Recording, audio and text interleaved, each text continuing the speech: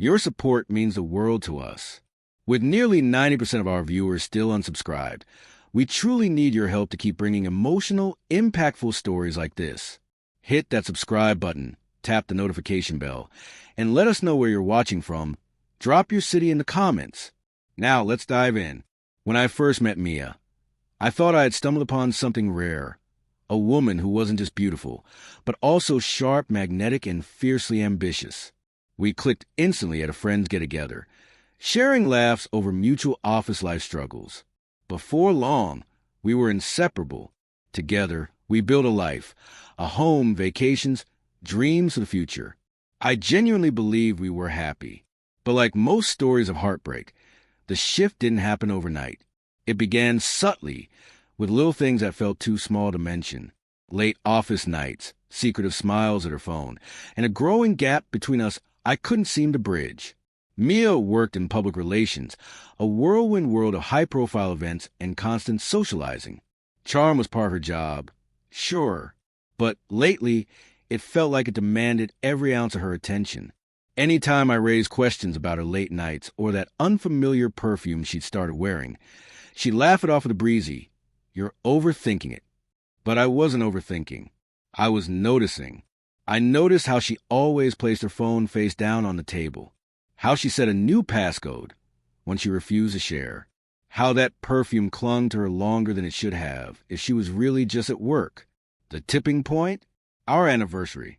She casually told me she'd be working late, no hint of remorse in her voice. That wasn't just painful, it was gutting. I knew deep down something was wrong, but I didn't want to accuse her without proof. So I started watching more closely.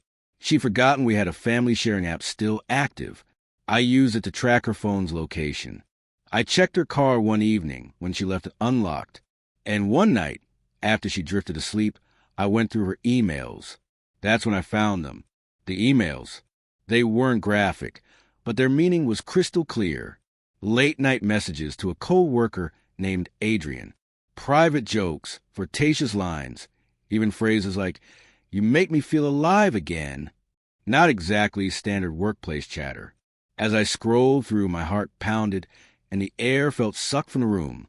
What I did next, I'm not proud of it, but I hired a private investigator.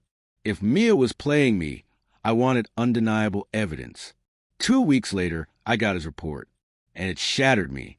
Photos of Mia and Adrian leaving a hotel, arms tangled around each other. Shots of them at a bar, his hand low on her back. There was no questioning it anymore. My wife was cheating. The rage, heartbreak, and sheer humiliation were suffocating. I'd given her everything: trust, loyalty, love. And she tossed it aside for some slick co-worker. But I didn't explode. I waited. If I was going to confront her, I wanted both her and Adrian to fully grasp the weight of their betrayal. Mia's company was gearing up for a huge year-end bash. She'd been buzzing about it for weeks. "It's the perfect networking opportunity," she'd said, her eyes gleaming. Adrian would be there. Of course. She even suggested I come along as her plus one, probably to keep up appearances. I agreed without missing a beat. I already knew exactly what I was going to do. In the days leading up to the event, I prepared meticulously. I loaded every damning email and photo onto a USB stick. Even printed out some of the worst ones for good measure. I made sure I looked sharp, confident, unshaken. If I was going to confront her, I'd do it on my terms. The night of the party, Mia looked breathtaking in a sleek black dress. She kissed me softly on the cheek before we left, her lips barely grazing my skin, but with a sting that wasn't lost on me. "Thanks for coming with me," she said sweetly, though there was something in her tone I couldn't quite name. I forced a grin, my insides nodding with nervous energy. The venue was a grand ballroom, crystal chandeliers casting shimmering light over a sea of sharply dressed professionals sipping champagne.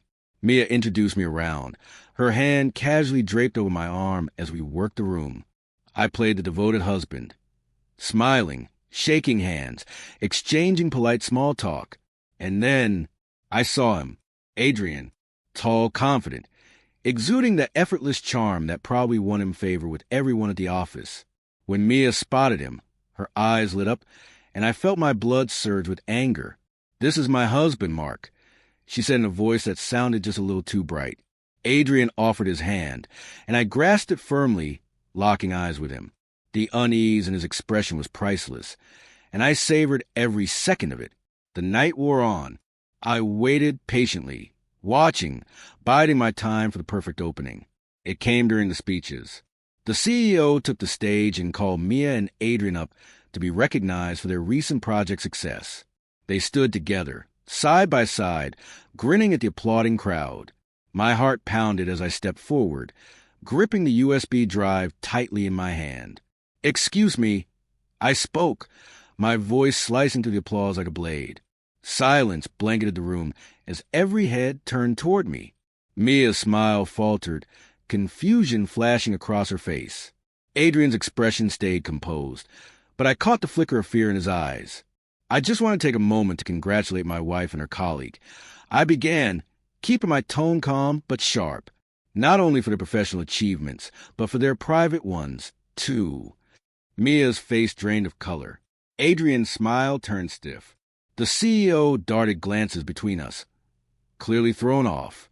"You see," I continued, pulling the USB from my pocket, "while you've all been impressed with their business success, they've been equally busy sneaking around behind my back." A collective gasp swept the crowd as I held the USB up. On this drive, emails, photos, proof of their after-hours activities. Mia's hand shot up to her mouth, her eyes wide, frozen in shock. Adrian stepped forward, about to speak. "Sit down, Adrian. You've said enough." He froze. I turned toward the CEO. "I imagine you'll want to take a look at this, given the ethical concerns it raises." The CEO, his expression hardening with a mix of disbelief and fury, gave a sharp nod. "I'll take that," he said, reaching for the drive. I handed it over and faced the room. "Apologies for interrupting your evening," I said evenly, though adrenaline burned through me. "But I figured you all deserved the truth." With that, I walked away, leaving Mia and Adrian to absorb the aftermath. I could hear the whispers trailing behind me as I headed for the door. When Mia came home that night, her face was streaked with tears, makeup smeared. "How could you?" she cried, her voice cracking. "You humiliated me in front of everyone." "How could I?" I shot back, anger rising in my chest. "How could you, Mia? How could you destroy everything we built together?" She collapsed onto the couch, sobbing uncontrollably. "It was a mistake," she kept repeating between choked breaths. "I didn't mean for it to happen." I stared at her coldly. "A mistake is forgetting our anniversary. What you did, that was a choice. A choice you made again and again. And now you'll have to live with it." The fallout was brutal and swift. Adrian got fired within days. Mia put on probation. Her standing at work crumbled.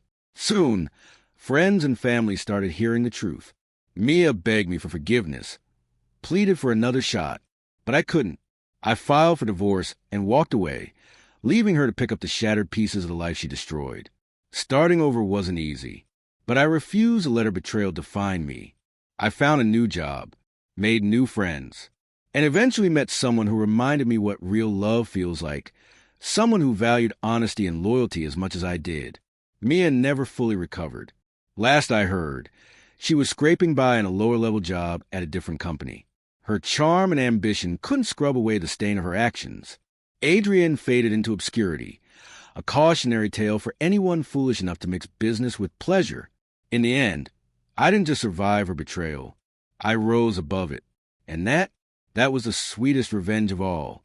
If you enjoyed this story, don't forget to hit like, subscribe, and click the bell icon so you never miss out on powerful stories like this one. Thank you for watching.